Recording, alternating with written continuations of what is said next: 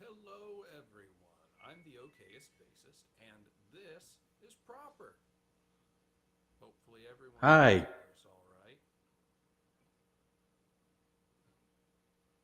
Can you hear me, Prop? I can hear you, but The it's Vic kind said of you could hear low. me, but I can't hear you. So am I low? See, that's what I'm trying to figure out. I'm not used to this whole thing we're on here. I can't hear you, but it shows me you're broadcasting. M.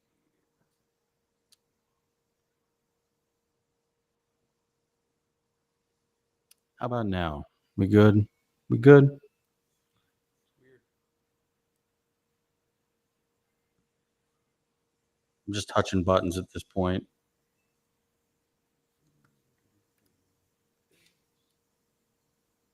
I show your send. You zoomed in. There you go. I show you're sending audio. When I was on Bullies, they said they could hear me, but I couldn't hear anybody. I'm zoomed in now. Okay, I'm really close. Extreme close up.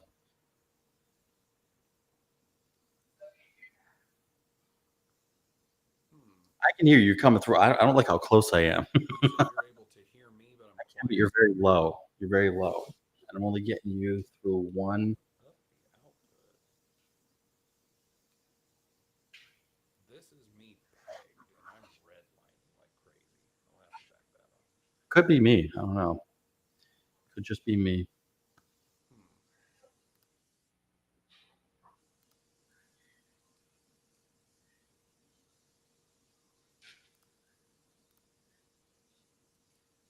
I don't like how close I am to the camera.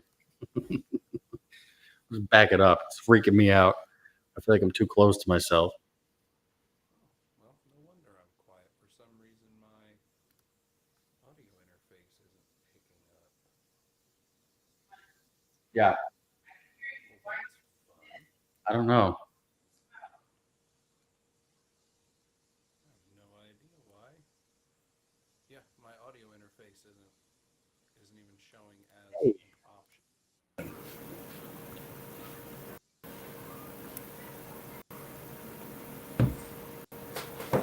Let's see.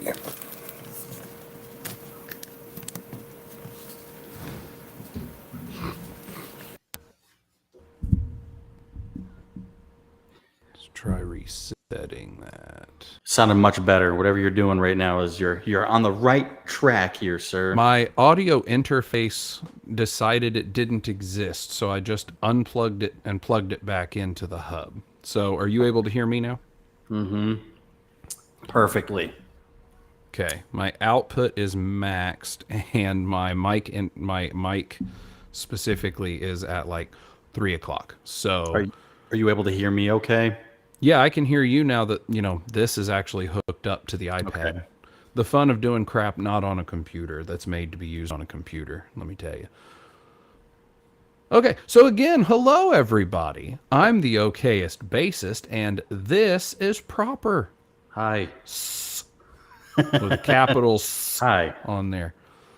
So today's BASSics, Volume 10 with ProperS. We have a lesson lined out. This is going to be one of those not like bass playing technique lessons. This is one of those where we're going to have Prop's going to talk on his thoughts, and then we'll probably have kind of more open discussion afterward of dealing with GAS, Gear Acquisition Syndrome. If you say you're dealing with gas, people will tell you to use omeprazole or Beano, something like that, maybe some Pepto-Bismol. Boo. Yeah. So that's what we got going today. So if you're interested in that, please stick around. If you're not interested in that, please stick around. think that that's a dumb subject, give me a better idea. Pretty much how that works. So let's see. Dino Dan, he was low. Okayist is low. Lost prop now. Yes. Now everyone sounds good. Okay, we had a roller coaster of a situation going. Thank you, Dino, for keeping us up to date. And now we know everyone sounds good. So without any further ado, go ahead, prop, take it over. What is your personal like experience, solution, or way of dealing with shiny, want to have shiny, get shiny, regret shiny? Like you said, it really is just my what I have to say is my personal experience. There's no like guidelines set in stone as to like what you should do or what you shouldn't do. I feel like there are everything is subjective, and I feel like that should be upfront. What I have to offer, though, I feel like I have a pretty refined buying like strategy, if that makes sense. So I feel like I can kind of like guide someone else in the right direction in terms of, and this applies for anything. It's not just for bass guitars. Like we're talking about instruments like as a whole, or even other things. Really, I'm really not trying to make it like an economics thing either, but you kind of have to like talk about it, given the nature of like what we like to do. It costs money. It's expensive, and there's like, you know, there's certain ways to make it easier on yourself. And I'm going to probably try to cover everything. A lot of what I have to bring up again is like personal experiences, things I've done to like get things that I want. But like, I think first and foremost, the whole dealing with gas thing, uh, for me, it's not something that ever goes away. I don't think it's ever going to. I have a list of bases that I want that I plan on getting. It's a little bit harder now because I save the most expensive ones for the last things I get. And I'm sure the list never gets longer. it's not, but that's the thing. It does. It just doesn't stop.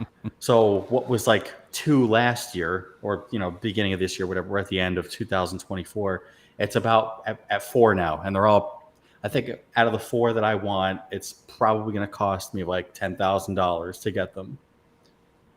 So, but that's because I know what I know what I want, though. I'm very particular. You don't have to be like me, okay? People listening, if you're not sure, you don't have to be like me. Be like Proper. Yeah, you don't have to buy like. I'm a very particular kind of buyer. I know exactly what I want, and unfortunately, for me, it's expensive. But it doesn't always have to be like that.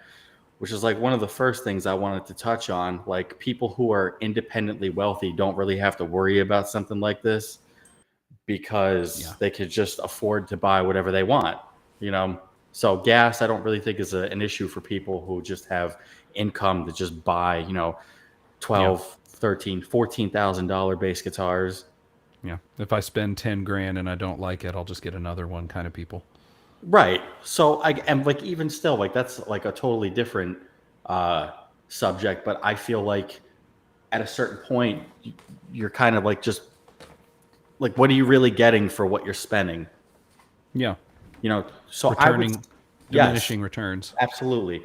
I mean, a name like the brand name is a big thing. People buy exclusivity, I suppose. Yeah. I know Ken Smith bases, they're kind of, they're expensive. Wall bases, WAL, I don't know if you've ever heard of those before. They're very expensive, but they're like boutique bases. These are things that like only certain players are going to be looking at. They're high dollar, Fodera. All that stuff. It's all, it's not the same thing, but it is. You know what I mean? Like they're different brands, but essentially they all like fall under the same, like this is, it looks really good and they sound great, but is it really like worth your $10,000, $12,000, $14,000? Yeah. When you can pick up a Sterling Ray 4, do a couple of mod upgrades, and hey, guess what? The Music Man that someone has that they spent 2 grand on, and you spent 500-600 to mod Yes, yours. absolutely. Which is I'm glad you Diminishing brought it up returns. because we might talk about that later on, maybe. But I guess this is more so to help people who have like realistic budgets, I suppose. Setting a budget's super important. 100%, 100%. But also, with that being said, all right, and I don't mean to bring up like too much of like me, and this and that because I'm just saying what I see a lot of the time. I'm a part of a lot of groups on social media websites and platforms that like are very bass heavy. One on Facebook is even actually called Bass Players. Like you can't get any more like bassy than that. Yeah. But there's constantly they bicker. I don't know. Some people do it for attention, but other people genuinely believe like there's almost like this. I,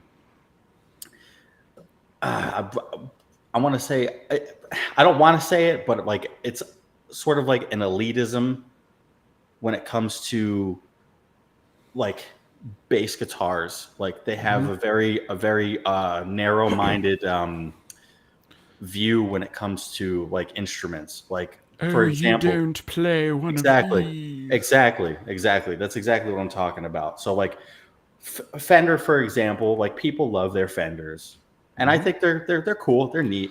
But is it a USA Fender? But that's what I mean right there. Like you can't. There's some people that you're never going to be able to change their opinion on things, and like they just it's okay to have a bass guitar that's Yeah. not $2,000, $3,000. But you need to like you can't go in and just listen to what people have to say and just assume that they're right Yeah. because you're going to pigeonhole yourself and then you're just going to think that like this is what you need when it's not the truth. It's not the truth. You can get a P bass that sounds like an American P bass for a third of the price, a fourth of the price if you know where to look, or even If if you're you know willing to like do a mod right. yourself for a lot less. That's why I think it's important to like learn, like not just like learn what you want, but learn everything about it. Know the prices of what like learn the prices of the things that you want. Really get a feel for what you want as a bass player. I know it's hard, like just starting out for someone, they might not like have an idea of what does what, but Yeah. really try to get an idea of what you would like the most because that way you could narrow down um you know you could ignore things that aren't within that like thing that you like if that makes sense. Sure. I mean, like Dino Dan said in the comment, same thing on the smoking world. Some people will have, oh, my thing is far superior. Also, what he said before that, the number one for me is, does it look good to me? And I think Yes, that's like what you're saying. You might know, okay, the sound of a P bass, the sound sure. of a double J. That's the sound I want now because I don't remember who it was. It was on a video I watched, and someone was like, at the end of the day, whatever instrument you have, it needs to inspire you to play it.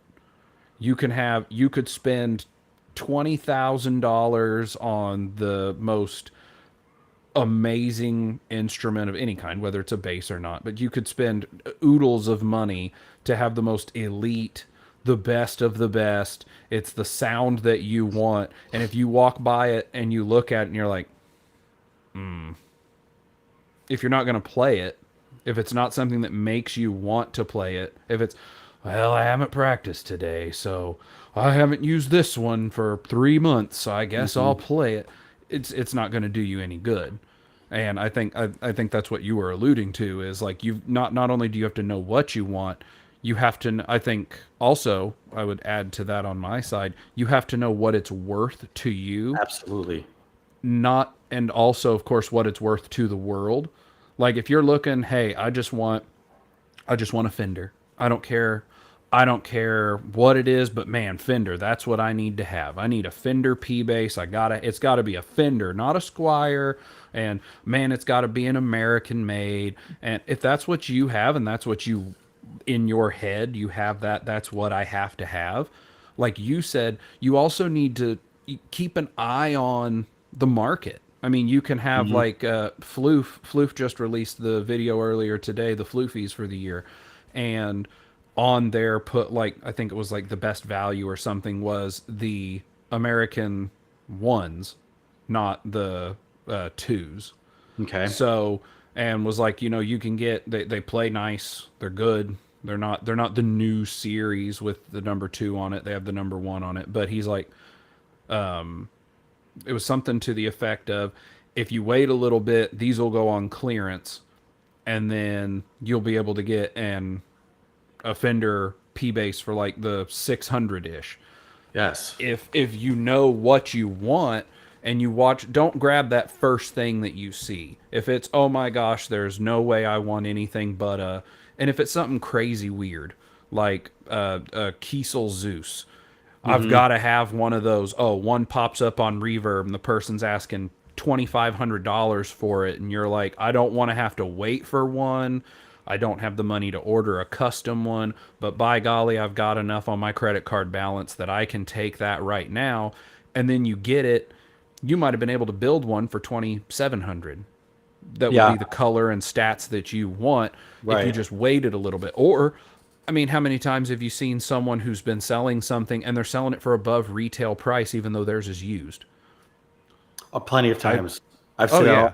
one thing I like, So, actually, not to cut you off, but people will buy Harley Benton bases, right? You know oh how yeah. much those are, Oh and then yeah. sell them and try to sell them for triple the price. Yeah, I got a Sometimes. $130 base. I paid $40 for the shipping. I got 3 of them, so it cost me $500 and I'm going to sell each of them for 350. Yeah, they're crazy. But go ahead. Sorry. No, no, I was actually not with Harley Benton, but I was going to say that same thing. Like, you also see people who, oh, okay, I bought this whatever Tex-Mex Fender, and but I upgraded it. I upgraded it to the whatever. Let's just go with what I would do. I upgraded it to like a kick-ass high mass bridge and ultralight tuners, so it's better balanced. And okay, maybe I upgraded the pickups to whatever EMG Geezer Butlers or something. Now I've got this thing that new cost $1,200, and I've put $400 into it in parts and all that. And okay, now I'm going to sell it for $1,600. No, like, you see that and that might be what you want, but you could buy the new one, do it yourself, or you could buy a used one and upgrade the same thing. And let's face it, if you're swapping out the bridge, you're swapping out the tuners, and you're swapping out the electronics, It's pretty much a it new base at that point. yeah, it doesn't matter if if the headstock says Squire on it, if the headstock says Harley Benton, it doesn't matter at that point. Your mechanical part, the only thing you're paying for at that point is the wood. Hmm. So, I mean, that's another one too that I would say.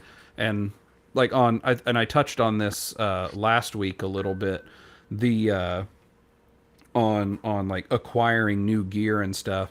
Like you had said, there's not like a set hard fast economics rule that you can really apply, because each person's different. I may you may be a dink family. You may be dual income, no children, and you don't have like, I can spend 10 grand on a thing today, and if I don't like it, I'll get rid of it tomorrow. But you might be in the situation of, if I buy a $10,000 base this year, that just means we won't go on one of our vacations. You might be in that situation.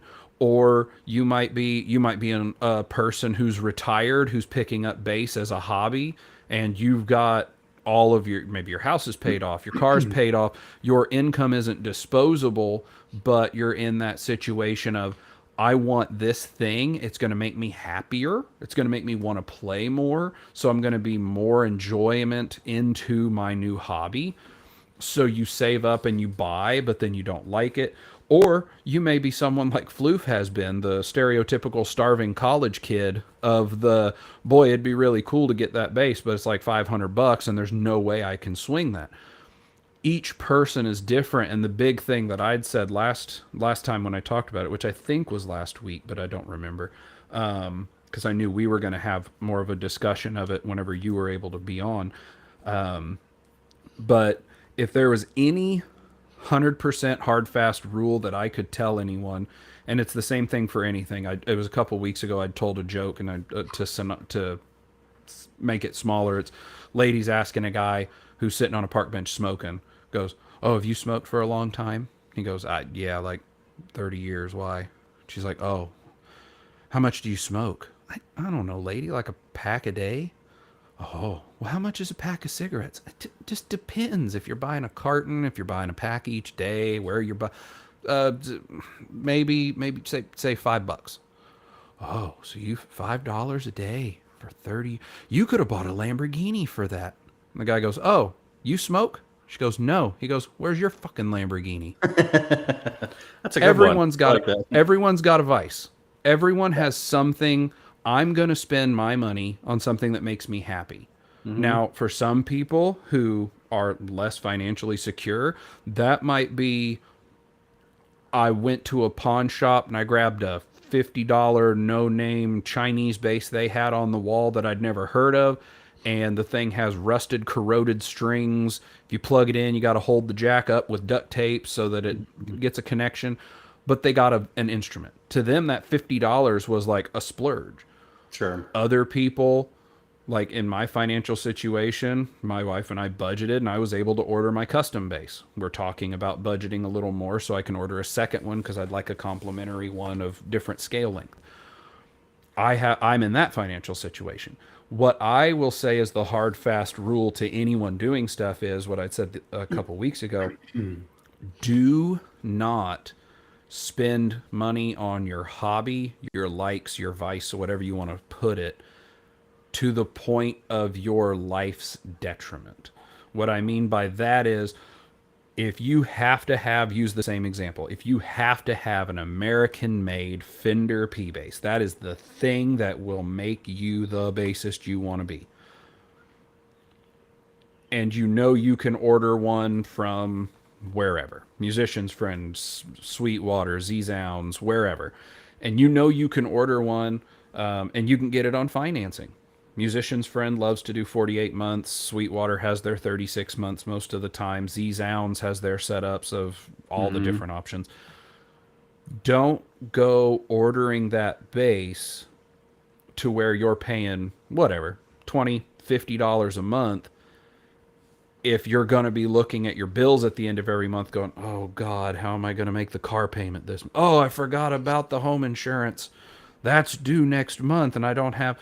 Don't let your hobby put you in financial straits. Like, make sure, at the very least, make sure you have a way to get out of it. Because look at, I mean, how many musicians do we know that have that story of, "Man, I had the bass, I had the guitar, I had the whatever, and then what happened? Life came and kicked me in the teeth, and I had the thing that I wanted, and I had to sell it because I had to pay for life." And then the rest of your life, you're playing something, you're like, "Man, this thing is great. It slaps. It's got all the tone I want. But it'll never be another of the whatever it was." I mean, and again, sometimes that's good. I mean, you can't have a life that's all uphill, great things all the time, because you'll never have anything to compare it to. But also, don't put yourself in the middle of a suck fest where life's on golden god mode. All of a sudden, poof, you get yourself in a situation where now you can't afford anything and you have to give up your, like, whatever it is that's making you happy. That is the one thing I would say for any acquisitions of any kind, whether gear or otherwise. Don't go buy that Lamborghini because you're quitting smoking. "Oh, I can afford a Lamborghini now." Okay, let's calm down. Let's just make sure we can afford that. Otherwise, you're going to be sleeping in it because you won't have a house. So, and they don't have much room in them. So you start getting the stank going on from not showering, it's going to fill that cab pretty quick.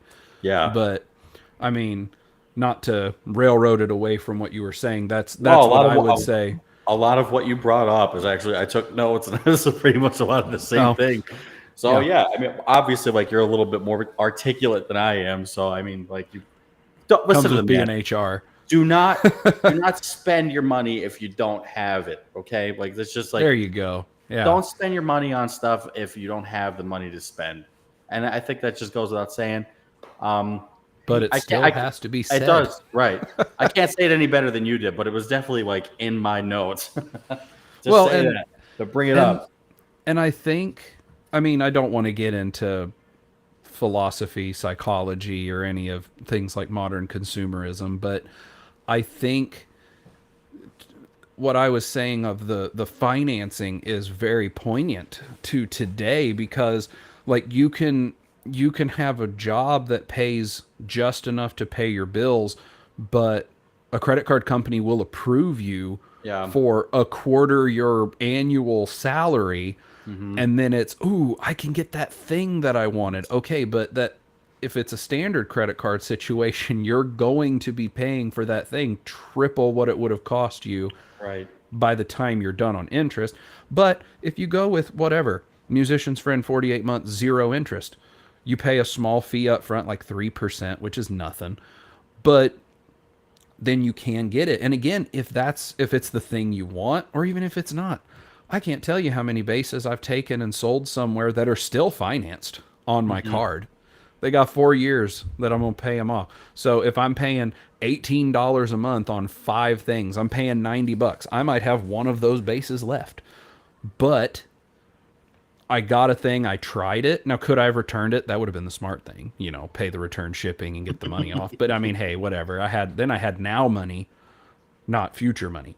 But I mean, if there's a thing you want and you can budget that, especially, that's why they do the no interest. Because Hmm. who's stereotypically not financially sound? Musicians. Yes. There's a reason pawn shops are usually pretty close to nightclubs, and it's not for the drunks. It's for the people performing there that didn't get the amount of money they hoped for. And it's like, well, it was either make $200 tonight or sell the bass that I brought with me. So here we go. So, but I mean, and on the acquisition side, I think the other thing, like you said, you should know what you want, and Yes.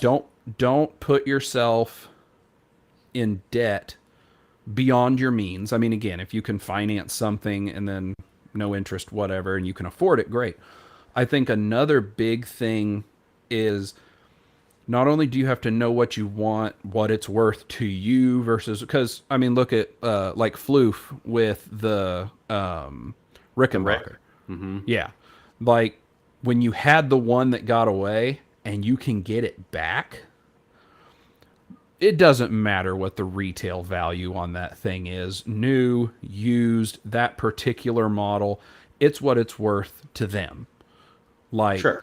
if it was, I sold it to the guy, I got $800 out of it, and the person sold it for $1,200. They got it back. I bought it for $1,200. Okay, you lost $400 on what the market would be, but Hmm. if it to you was worth 2 grand, then that's all that matters. But on that same note, again, this little thing, podcast, lesson series, whatever, is geared typically towards the newer player. Right. I mean, anybody can get info out of. Don't put yourself in debt just because you've been playing for 20 years. Doesn't mean you should go out and buy a $20,000 Fodera if all you're doing is, if you're like me, you play once every couple months at church. I don't need any of this crap that I've got on the wall. I could have a single $300. Whenever I first started playing there, I just had a Ray 4. I could have a Sterling Ray 4, and it would be perfectly fine. Like, that's all that I could use. The one we have at the church. We have a Fender Jazz bass at church. I could just use that. No one would care. I would be the only one who cared. No Yeah. one listening, no one in the congregation, no one in the praise team, nobody on the soundboard. None of them are going to give a crap I what suppose I'm I could say the playing. same thing. I could probably say the same thing about myself. I don't need. I have 18 bases right now. Okay. And this isn't meant for. This is not meant to show off. It's not Yeah. meant to be like, oh, look at me. I just want to clear that up. I priced my collection uh, either yesterday or the day before, and it's roughly $15,000, roughly. Yeah. I don't need.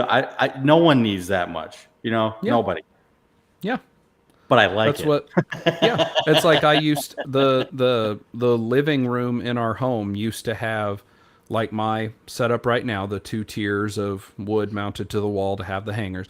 I used to have 32 guitars and like 12 basses, something like that, because it was just over 40 was the total number of instruments. And I never played the guitars. Like it would be once every couple months I'd pick each of them up and make sure they were in tune, play them.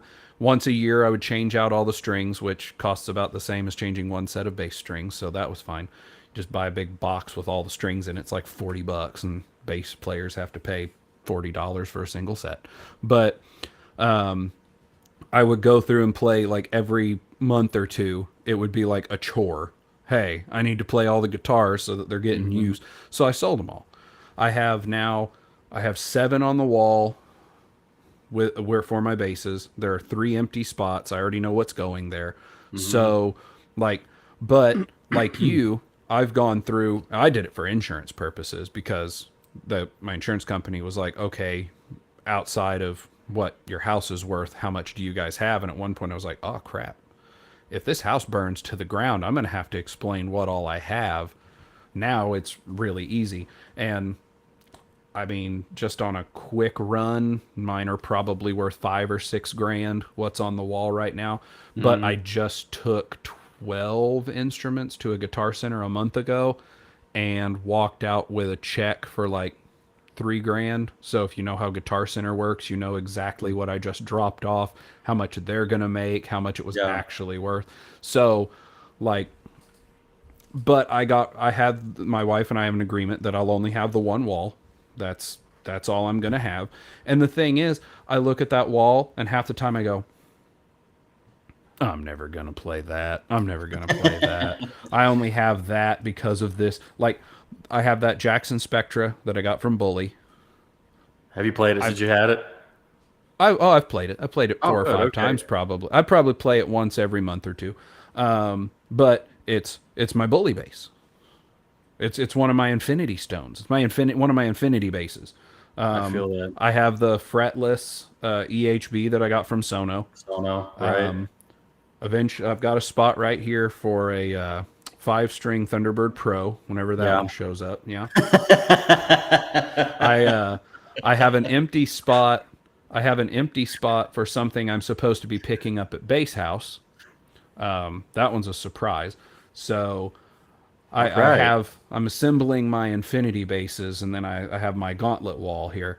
But like other stuff that I have, it's like the one that I showed. I think I showed it on Bullies, and then I talked about it a little bit. The Zebrano Reverse Explorer. I saw that. That thing is a piece of crap. Yeah. Like on Bully's stream, because he uses StreamYard, it does not take my interface audio for the instrument right. It just buzzes and farts. On here, it actually works okay. Okay. But I mean, it has kick-ass bridge, ultralight tuners, and it has the EMG HZ Music Man style pickup. It's passive, of course. The thing's a piece of crap. Like it I like your is. shirt, by the way. Sorry, I didn't mean to change the subject. I like your shirt. Oh yeah. Well, go ahead. Officially licensed merchandise available on Amazon for $15. But like I got it as a kit. I decided to put it together. It wasn't right, so I did the routing and everything else, which is why it's even more crap than it was. But the thing is worth the parts that I put in it. The wood's worth like nothing. There's no value to that at all. If I wanted to get rid of that bass, I couldn't sell it as a bass. I would have to sell the used tuners, the used pickup, and the used bridge, and I would make as much, if not more, than if I just sold the whole bass. Like my hope would be someone wanted all the parts and would buy the whole thing, so I didn't have to do multiple transactions. The boat anchor I got from AliExpress. Nobody's going to want that thing. The only thing that's valuable about that is that it has the EHB tuners. That's it. Do you like it though? Do you like it? It's heavy. That's Yeah. I weighed it. That thing weighs 11 pounds, and it is a headless.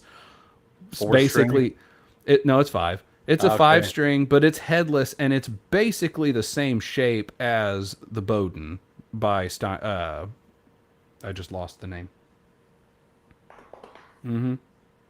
It's not Wait. Steinberger. No. Yeah, I don't know. Anyway, you know what I'm talking about. I do. It's there. It's basically a single cut version of that. There's no reason that thing should weigh 11 pounds. I don't know what that body is made of. Maybe lead. Like if I had a bandsaw, I would take it down at a half inch and cut the back of it off and then chamber the inside myself with a router and then glue the back on. That's what Hmm. I would do to cut weight out of it. I don't have a bandsaw. I got a chainsaw. That'll take some weight out of it, but it'll It probably will. take the electronics and everything else out of it too. So I'm not going to change it. I'm not going to go through all that work. I'll drill holes through the thing and bore it out and just make it Swiss cheese before I worry about any of that. But like nobody's going to want it. It's just crap that I have here. That's fine. Like it's cheap crap that I picked up. The kit base that I picked up that has that I bought from the shop that had Goto hardware all across it. It's nice. It plays nice. It's an Explorer body. I like Explorers. They're cool looking, I think. And if someone doesn't agree, they're just wrong. So either way, but like I got it for $250. I could probably take it back to that same shop and they give me $150. Yeah. Like those don't mean it. I'm not getting rid of my EHBs. I've got those. The ones from friends like you, I'm not getting rid of those. Like there's no point. So if I was going to have the gear acquisition problem on the backside, the okay, I got it, but now I don't want it anymore. Hmm. That's the other thing I think a lot of people have problems and have to deal with is okay, that Fender P bass that I had to have, and then they get it. Oh man, this doesn't do what I thought it would. Yeah. This isn't the sound I wanted, which from me would just be hilarious because being hearing impaired, I don't hear the difference between almost any basses. Like I can tell, okay, yeah, you've got the woo, I've got the treble way up, so it's going tink tink tink tink the whole time. Yeah, I can hear that versus going brr, brr, brr, brr, brr, brr. That's that's what I got. But like you give me a blind test, okay, which one's the P bass? Yes, I'm sure one of Yeah. them is. Uh Yeah. huh. Which one's the jazz bass on the bridge pickup? Maybe this one. Not a clue. Don't mind First, me. I was really confused because I thought you picked up a left-handed bass, but I guess your camera's mirrored. So I was like, wait a minute, when did Proper turn into a lefty? Don't mind. But Hammerhead, the bassist, wants to know if we're gonna play. So there you go. We I'll might. leave that. I'll leave that to someone competent. Right there. Not me. All right. Let me just. We'll play a little bit. We're kind of going over something right now, Hammerhead, so that if someone new trying to get into playing bass stumbles across this stream, they kind of have an idea of what not to do, or what to do, which is like Yeah. kind of what I wanted to touch on a little bit. Like you mentioned things before about like financing, Hmm. which I think is a great option, if you're able to. Yeah. Now I'm coming from the spot of broke musician guy. Okay, that's my gimmick here. I'm broke There you go. musician guy. Okay, so um, I I don't get to finance anything. I can't finance anything because when I try to apply for credit cards, my credit so I don't I've never established a line of credit, so it's just never possible for me to do it at this point. I Sure. get denied immediately. Yep. Now there are other avenues that I can use to get what I want. Obviously, some of these have they limit what you're able to get, but you're still able to get something. Hmm. Um, one that I like to take advantage of a lot is the PayPal Pay in 4. Okay. Now, what's great about that? Zero interest. Obviously, still like be mindful of your finances. Don't overspend. Even though you get approved for, let's say, an $1,800 spending limit, doesn't mean you have to use it all. Can you Okay, pay be $450 a month? mindful. Be mindful because they will take that money out. Just saying, they do, and they're on time. They even let you know, like this day, December 30th, Yeah. December 29th, we're taking that money. So whether it's there or not. Yes, absolutely. They will take the money. So just keep that in mind. I like that one because it's the best option for me right now. Obviously, pay as you play through Z-Zounds is a great option. Depending on your credit, you could get a very manageable monthly like installment. I think they do like what 8 and 12, which I think is pretty good if you're like. I think it's either Z-Zounds or Sweetwater. I thought one of them had basically a no credit check 6 month, but it's Z-Zounds limited. does that. Right. Z-Zounds does that, but it's like you could either pay in 4 also, or you could pay in 6. Yeah. I noticed on Z-Zounds though, they tend to only do those two, the 4 and 6 months, for instruments that are less than I want to say either $1,200 or $1,100. Anything more than that, you're going to have financing. Decent credit. Yes, yeah. There's that, and then there's also, and this is my least favorite out of them because essentially what happens is you wind up paying, and I think you touched on it a little bit before. You wind up paying double from what the price was like originally, and it's leasing. Now, if you want to buy an expensive instrument, like I know Guitar Center uses Progressive Leasing as their leasing company. You could go on there. I mean, you could do your thing. You put your information in. You get pre-approved for the amount, like the spending amount. But then, depending on what you pick, let's say for example, you get approved for a $1,000 like spending limit through Progressive Leasing. Okay. You are able to get something up to $1,000.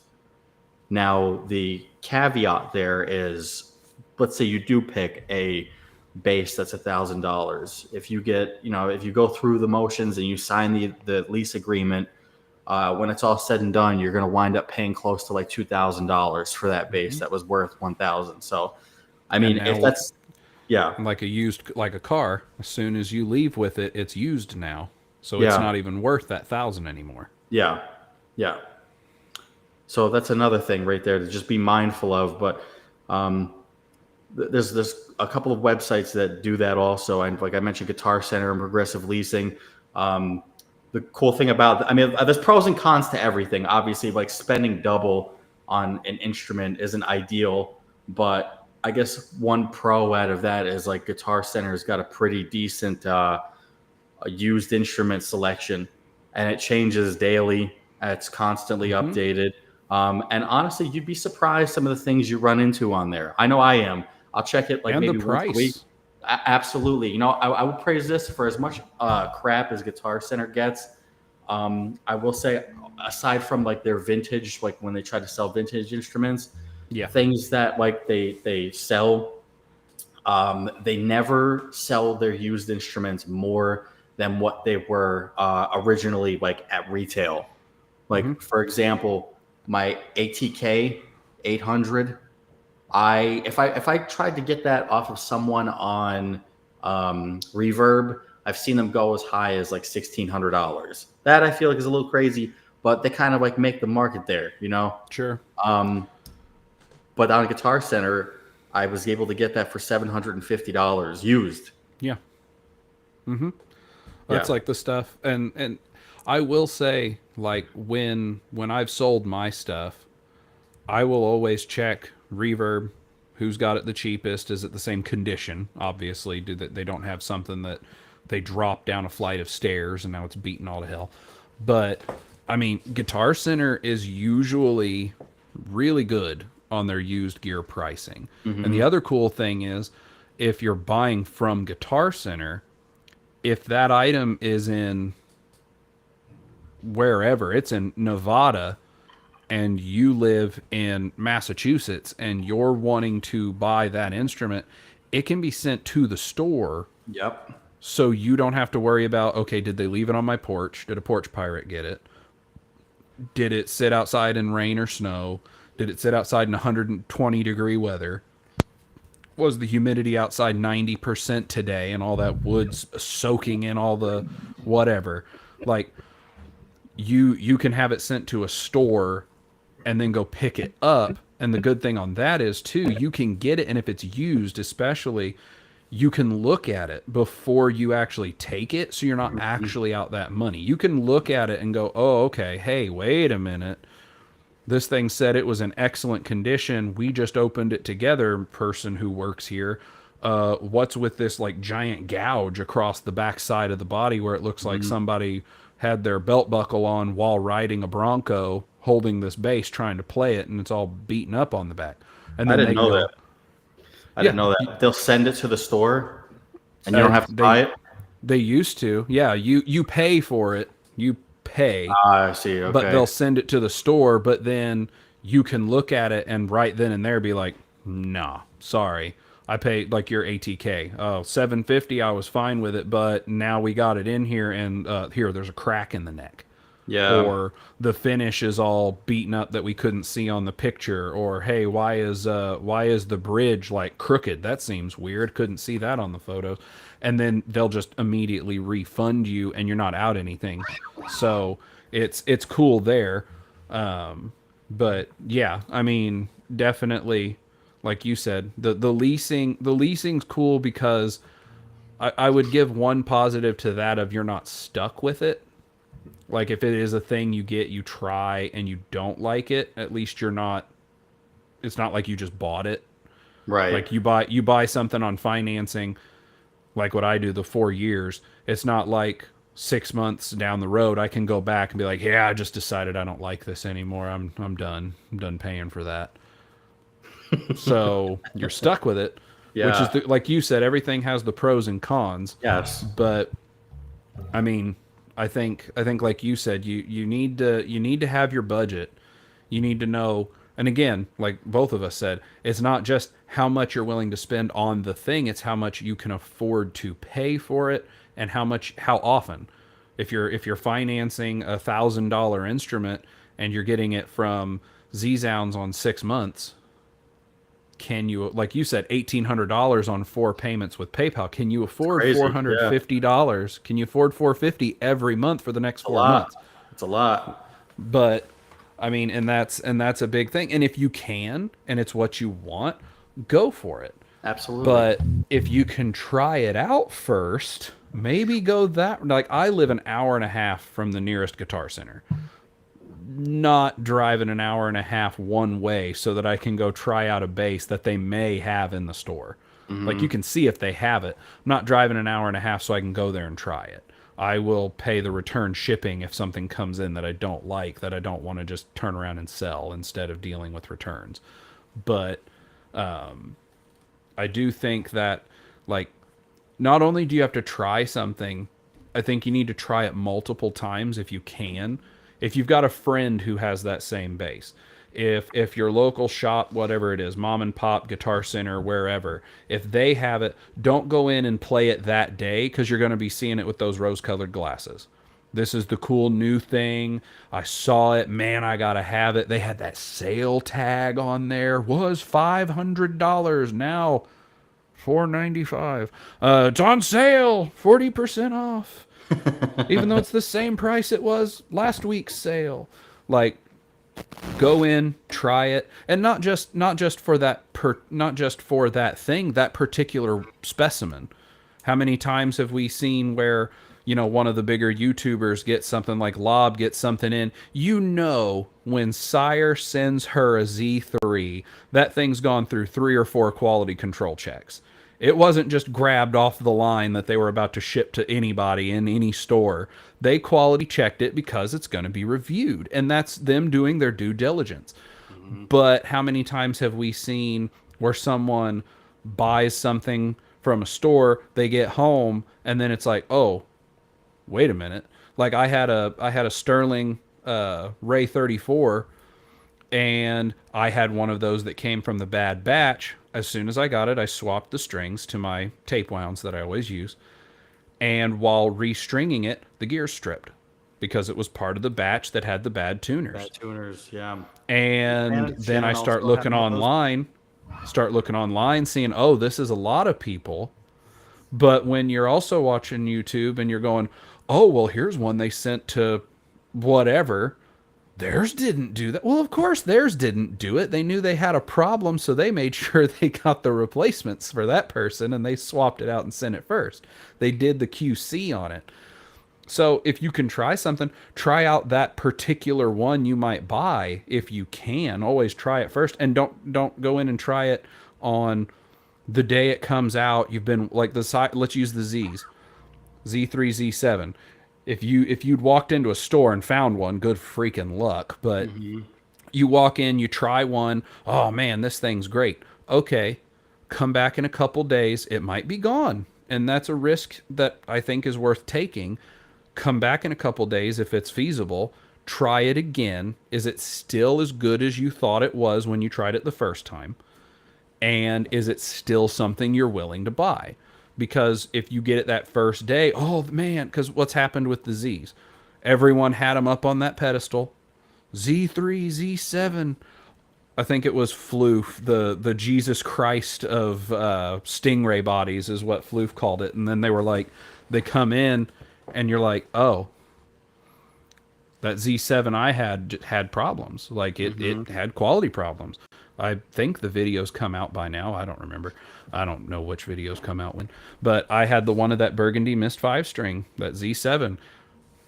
Didn't like it. It had problems with it, so I ended up sending it back. But like, it was supposed to be so cool, so amazing. And then it was like, for the price, being a Stingray body, they're good. But They are but good.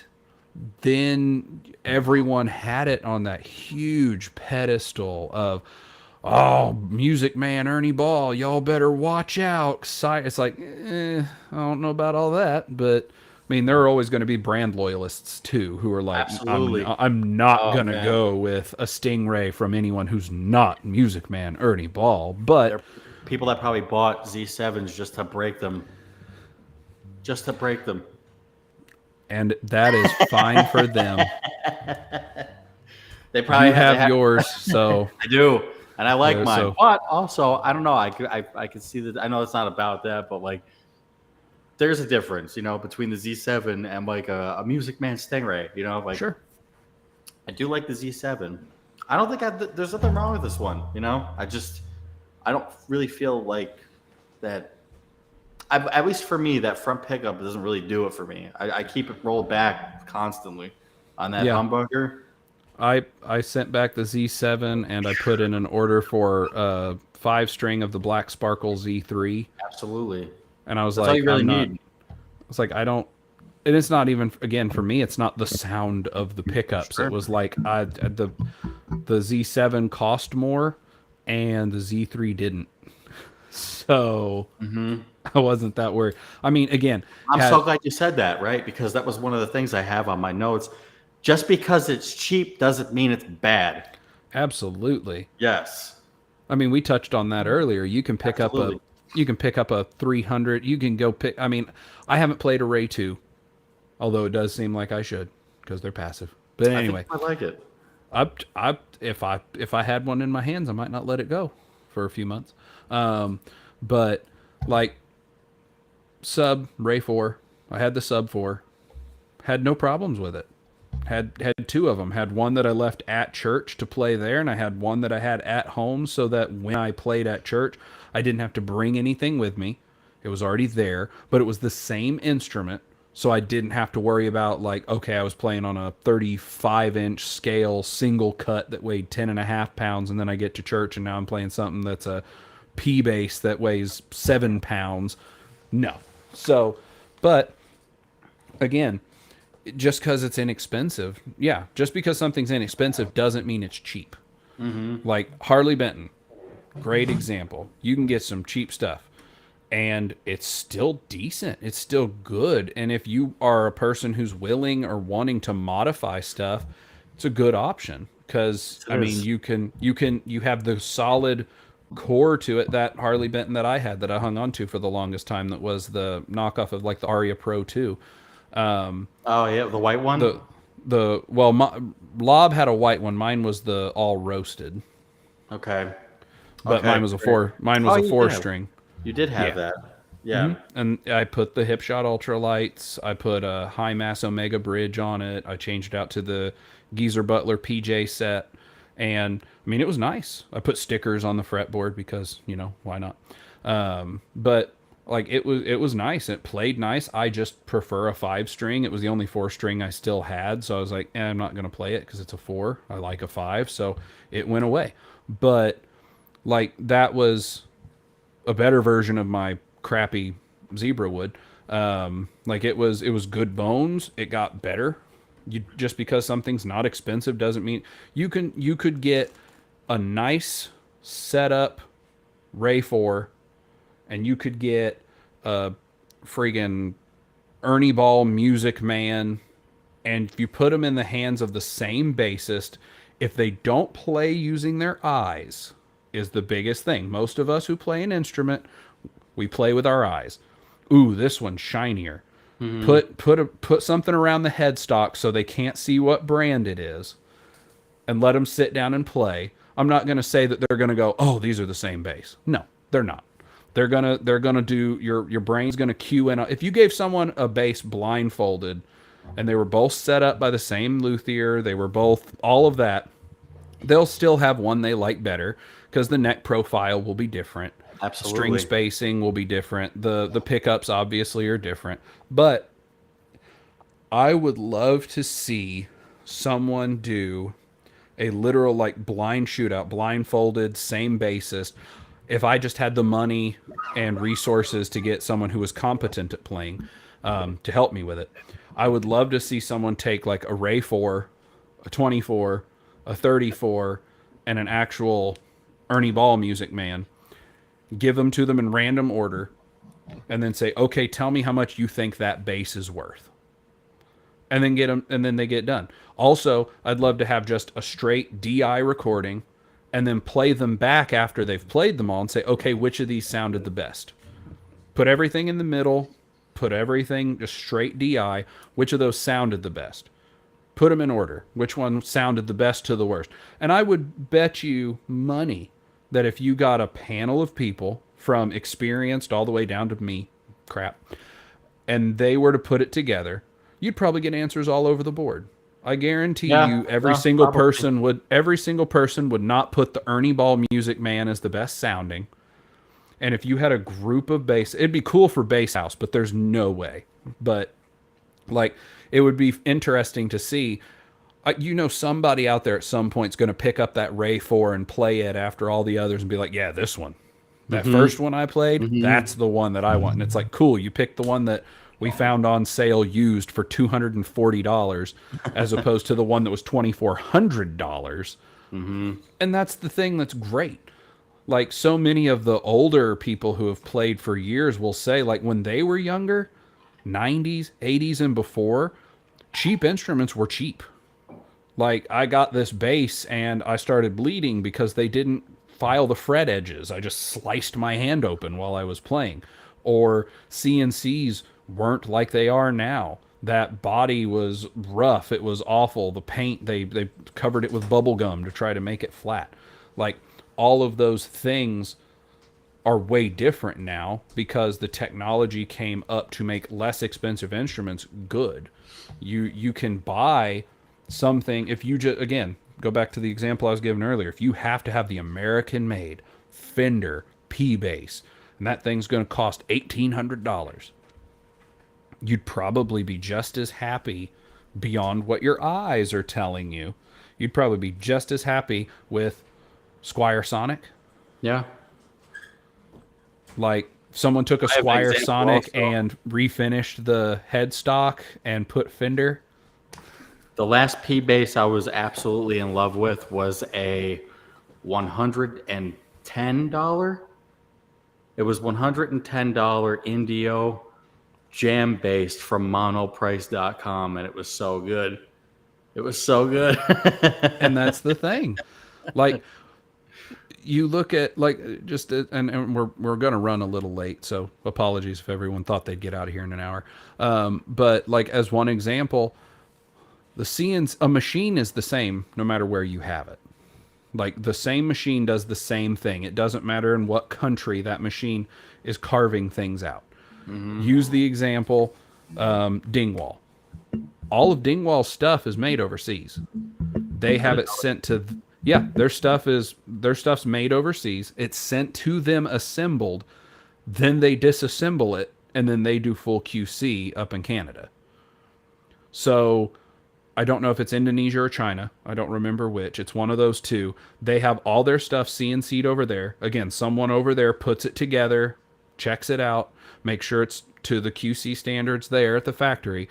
Then it's sent to Dingwall in Canada. They disassemble it, they inspect everything, and then they put it together and do the setup.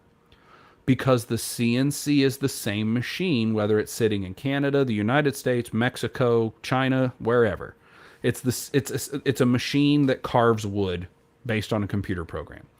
Are there better CNCs? Absolutely. There are some that can do to a 10,000th of an inch.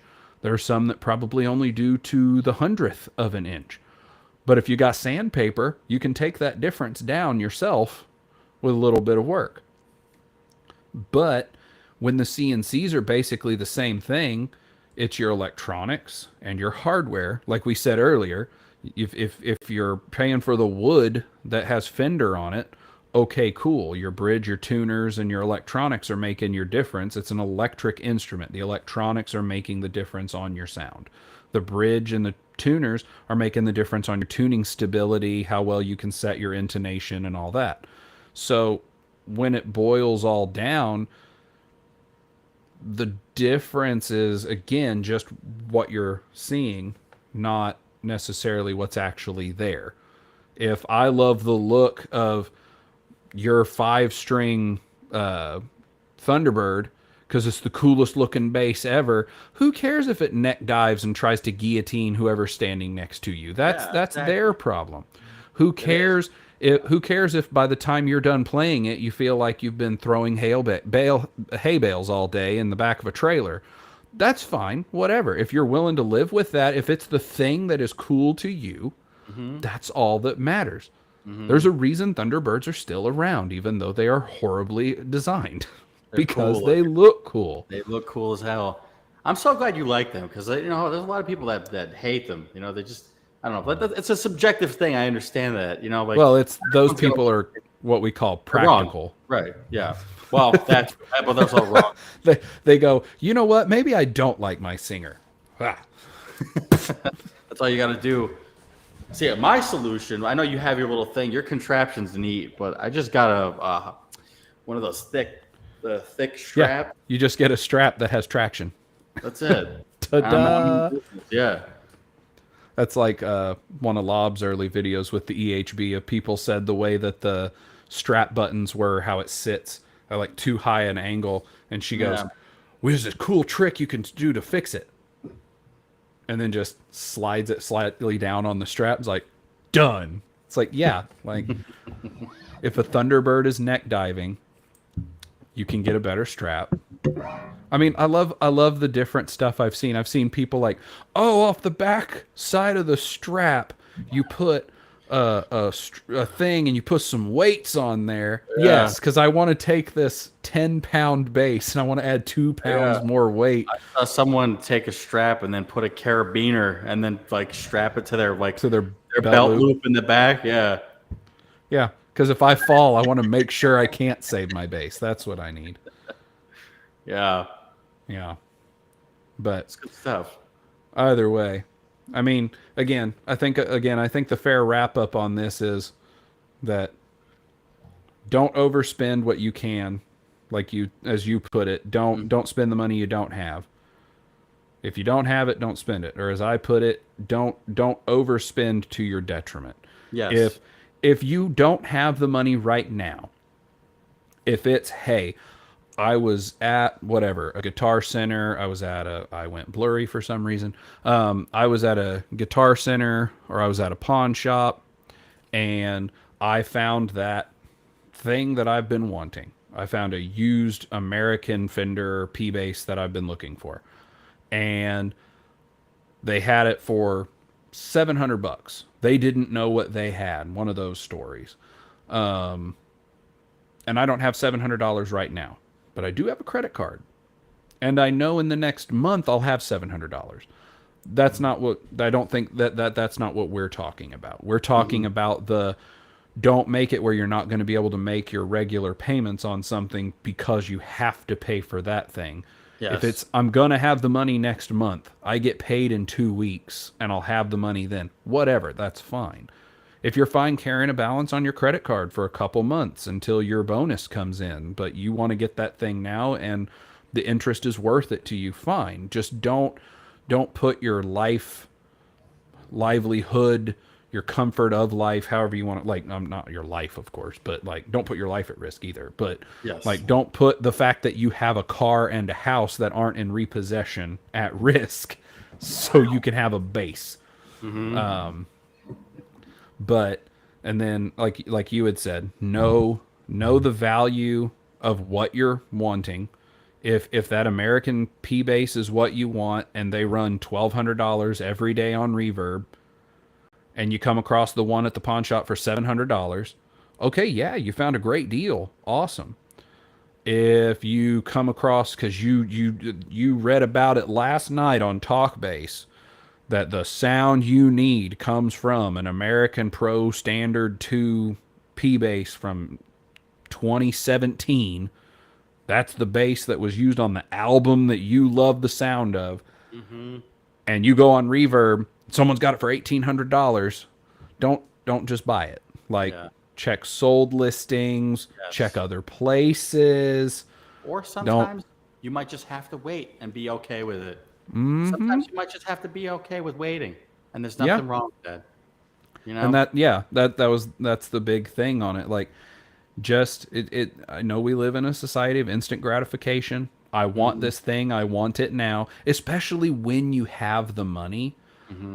Like, if you've already budgeted your $1,200 for that bass, because that's what they normally run, but you've been waiting 2-3 months, none are on the market. Nobody's got, not that never happens with a Fender P bass, but like, whatever it is, your ATK. I've been waiting, I've been looking, none of them are there, but by golly, this guy named Proper listed his for $3,000 yesterday. I'm buying it. It says it's in 26 carts right now. I love that Reverb does that. I hate that. This, No, 'cause this item is in That's 14 people's carts. gets me. I'm like, No! that's so intentional. Those assholes. They're not getting it before I do. I want it. Right? And then and then you don't even send an offer. It's already in their cart. I got to hit buy now. Yeah. But and that's the thing, like, you got to be willing.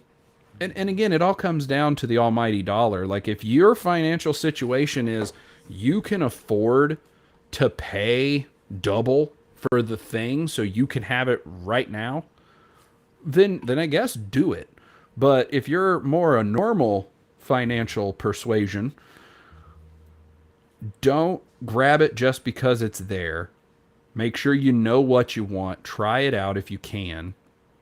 And then I'm not saying wait for the best deal of the year. I'm not saying check Reverb's sold listings for the last year and see what the bottom price was and make sure you beat that. I mean, if you're a couponer, go ahead and try. But, like, if you see they on average go for $1,200 and you see one for $1,200, then you're okay. If the only ones you're finding are $1,800, unless there's a huge spike in the market for some reason, probably, like Prop said, wait. Just wait a little bit. Now, if you have no base at all, and this is the only one you want, this is the only one you'll ever buy, this is your unicorn, you've got to have that thing, and you've got the money, go for it. But, like, I think a fair way to put it is know its value to the world, know its value to you. And then I guess the next big thing I would say is make sure, not just know that it's what you want, but know that it's what you need out of that situation. Like, again, if you have one bass and it's your cheap little whatever, you got a Glary off of eBay on sale for $60, and you're like, I can play it, but I don't like it. I want this other thing I've been saving and I've got to have it. Just don't do something you'll regret later. And one thing I'll throw in there, don't settle. Like if it's okay, I've been looking for ATK like props for a year. None ever come available, or when they do, they're way overpriced. People are wanting $1,800 for them when, I know Prop got his for $7, so I'm going to find one for $7. Everyone's listing them for $18. And you've been waiting. Well, this other one that's here, it's not the same one, but I could get one of those for about the price I've been saving. Okay, but as soon as you do that, you're going to have that dream in your head of what the other one was going to be, and you probably won't be satisfied with what you settled for. That I think would be the last thing of big note I would have on gear acquisition is not only should you know what you want, once you know what you want, unless you know for a fact something else is going to be better for you, don't settle. Because then you're just going to be holding off until the next time you can try to buy that thing you wanted in the first place. Mm-hmm. If you know you want an Ernie Ball Music Man, and you know that's what you want and need in life, and then you decide to buy a Sire Z3, because I don't have $1,400 to buy the Music Man that I wanted, but I have the $600 to buy a Z3. So I'll do that until I have the money saved up. Okay, do you have a bass right now? Yeah. What do you have? Oh, it's just a Ray 4. I really want something better. Okay. Maybe two options here. Save your $600. That'll have you, 40% of the way. Or use a little bit of that money and upgrade your Ray 4. Then you're getting something better. Maybe. I mean, there's not a huge return on investment based on what you invest into instruments, but either upgrade what you have, or maybe, again, hang on to that money until you get what you want. If I've always been the person when someone says, hey, if you could go back in time and change any one thing, nothing. Not changing anything, because that would be me being a different. First of all, that's a paradox. Second of all, that would be me being different than who I am now. Everything that I've ever done made me who I am, whether that was putting on shoes this morning or choosing to walk around my house barefoot. Because if I found a Lego at one point, guess what? I've made decisions in life that day, and that they've changed my decisions in the future. If at this exact moment I could go back and say, hey, don't spend money on all these things, all these basses, don't buy 32 Harley Benton guitars and hang them on your wall so you can have a basically Gibson history museum across one wall, because I did.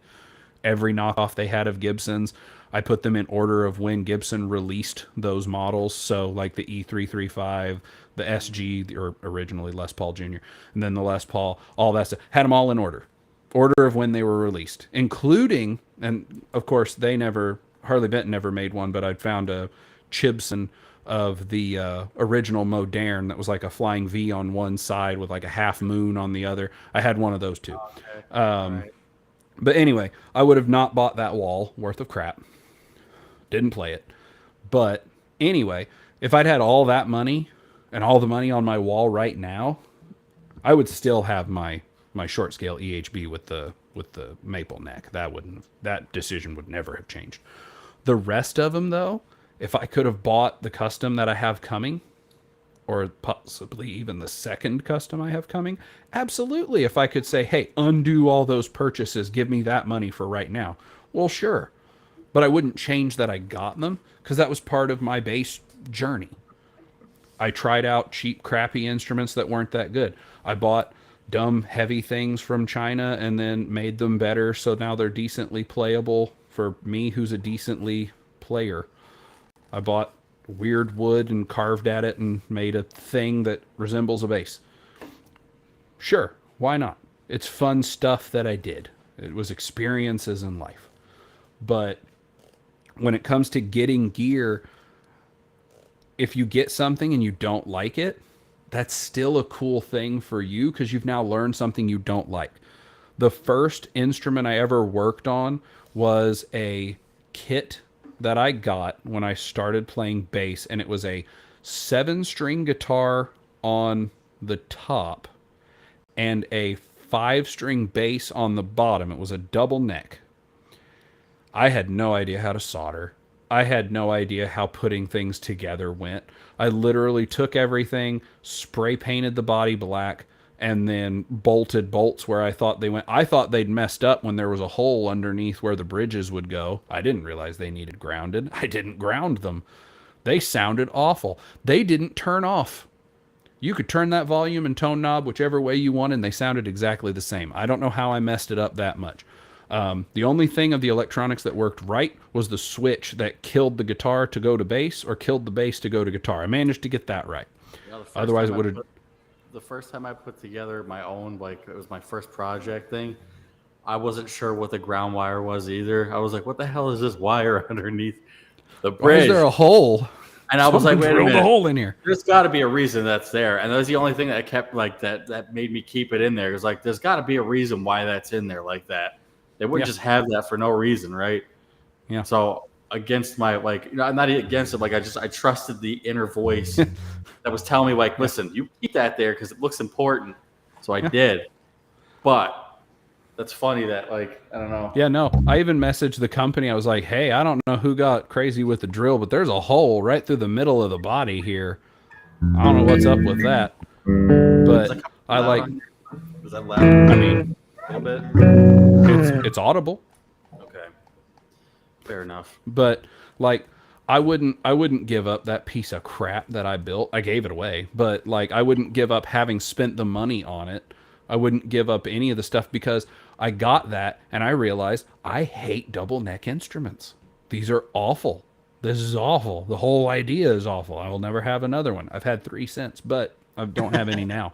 I hate when that happens. Like, but again, like every decision that you makes for your future decisions. Everything that's shaped who you are now will shape who you are in the future. Absolutely. I wouldn't give up having gotten any of the gear that I've gotten thus far because the knowledge of that gear tells me what I do and don't like. The first just bass that I put together, I had found it was an old Harmony Explorer body and a Cort neck. And I managed to pieces part those things together, and I made a Christmas tree green Explorer bass. I can't tell, I like Explorers and weird bodies. It's a P bass. It's actually still at the music shop that I like to work with in the town closest to me. They bought it from me for $100 and they have it for $270. Can't guess why it hasn't sold in 3 years. But like it sounded good. It was a good sounding P bass, and like, but I just don't like P basses. Like I've played them. I've played nice ones. I've played crappy ones. It's just not a thing that I care for. To me, the pickups look neat, but I prefer the look of a soap bar. It's just how it is. So again, the visuals on it, I don't care for it. But having had a few and played some tells me again that that's my stance on it. So I mean, like you're the natural finish guy. I like natural finishes too. I only have one instrument on the wall that's not at least a tinted natural finish, if not completely a natural finish. So, like all of that, again, is I'm sure you've had plenty of basses that weren't a natural finish, but you found that natural finishes are what you like. Yes. So, yes, hello, sir. I know. I went through my phase of the whole like buying Chinese stuff and all this. Try here. There you go. Hey, I'm apparently being summoned for a meal. You know Say what? hi, Me Proper. too. Hi, Proper. Hey, buddy. How are you? Merry Christmas. He says Merry Christmas. I'll be right there. But Anyway, again, the gear you've already gotten, I would say never regret what you've already done, because again, it's Yeah. made you who you are now. But as far as going forward, I can tell you that I have two bases on order. One's that 5 string Black Sparkle Z3. One is an F10. That still didn't come out yet? Oh, they're out. Are they? They're just bought I'm up? just still on the list. Okay. It only gets pushed back a week and a half every 2 weeks. So it's the gap used to be like a month and a half, and now the gap's like a week. And then I'll call on the day it's supposed to ship, and I get told, oh, it's pushed back 5 days. So eventually, maybe before Base House. But like at this point, those are the only two. Okay, yeah. At this point, those are the only two, like, commercially available bases that I have on that I plan to get, unless something super cool comes out, like, you know, a newer Ibanez EHB. Outside of that, it'll be my custom bases, and that's all I'll need, because they're exactly what I've learned that I want, like what you said earlier. The custom bases I have on order are what I know I like. The one that I have coming soon, should be shipping any day now, is spec wise, like on feel, like the neck and all that, it's basically the same stats as the short scale EHB. But the body is a design I like better. The pickup setup is a setup I like better. So I basically said, if I had designed the EHB, what would it be? That's about how this is. And the other custom that I'll have is basically the full scale, multi-scale EHB in a similar setup, except I want to theme that one based on Lord of the Rings, because that's my favorite series. But that's different, and we'll talk about that another day. Absolutely. But like, again, all of the things I've tried that didn't work for me have shaped what I know I want, so then I could order exactly what I want, and then I won't have to worry about it anymore. I'll still probably buy stuff, because maybe my tastes will change, or maybe something will come out that I like better. But I mean, I think we've pretty well covered everything I had in mind. Do you have any of your notes that we didn't touch on quite Honestly, the things I didn't talk about, you went over without missing a beat. So I guess there's not really much I could say other than, like, my little period on the end of this would be, when it comes to dealing with gas, I don't think it's ever, unless you're like really into it, you know, like I can't expect like a new player to like understand like what it's like to want something so bad. But like if you know, like if you're into collecting especially, and you know what's good, it never goes away. You know, you just have to, like, I guess, buy something every so often just to keep yourself sane. That's what I do anyway. It's like if someone's dieting, you Yeah. can't just always have the exact same food because it's the healthy, completely nutritious food. If they were to come out with the pill form food of take this pill at lunch, a pill at middle of the day, and a pill at night, and you'll have your full nutrition for the entire day, you can bet your ass I'll still be eating, because I like to eat. And there have been times, oh, hey, you need to cut this or whatever. Sure, but you can't do that forever. You can't just tell yourself, I'm never going to do the thing that I want to do, that I know I can do, because I shouldn't do it. And then the little, as you put it, the period on the sentence, the only other thing I think I would add about getting gear is similar to what you just said. Don't, like, for the newer player, don't get gear to get better. I know too many people that, whether they'll admit it or not, they have that mindset of, I only play a Sterling Ray 4, but I would be a lot better if I had a better... No, you won't. You're not going to be... Now, could you sound better because you have a better instrument? Yes. Only if that instrument is sounding bad. If your instrument was built by me and didn't have a ground to its bridge, yes, a different bass will solve some of these problems. If the bass you have isn't comfortable to play, If you're used to a thinner, more narrow neck with narrow string spacing, and all of a sudden you have a baseball bat of a neck with 19 millimeter spacing and you're used to 16, you're going to play differently on that. If you're used to a 4 and you're playing a 5, or vice versa. If your instrument is already comfortable and you just think better gear is going to make you a better player, it's not. Could it inspire you to be a better player? Maybe, because again, if that gear is going to get you to practice more because you enjoy playing it more, then yes. But don't think, oh, hey, I play at church once every couple months.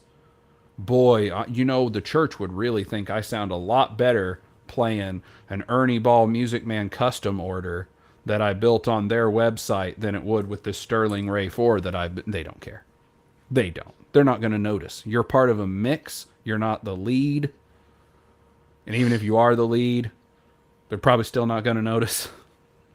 Don't think that better gear will make you a better player unless the thing you're playing you don't like to play and you know you're going to practice more, because practice is what's going to make you better. Repetition in what you do is going to make you better. Not, I have a $5,000 bass, so obviously I play better than last week when I had a $500 bass. I think that's the other thing, is don't expect the gear to make the change. You have to be willing to put in the work. Unless you're buying a player piano, it's not going to make you a better pianist when someone sits down. Unless it's playing itself. That instrument's not helping you. And for love of God, don't get a Gibson that has the automatic magic tuners, because you're going to snap strings like crazy. But we won't get into that. They hate bassists anyway. But unless you have anything else to add, I think I'll take us out, sir. Absolutely. By all means, go ahead. So, again, as always, thank you everybody for stopping by. Thanks for those who watched. Thanks to, after this, anyone who watches it after the fact. Sorry it went a little longer than normal, but you'll get over it. As always, thank you. Hope you have a wonderful day. Bye. My child is yelling goodbye. This is Proper. I will try my best to remember to put a link for his channel in the description. He's better than I am. He plays better by a lot. So he's what I call a good player, not okay.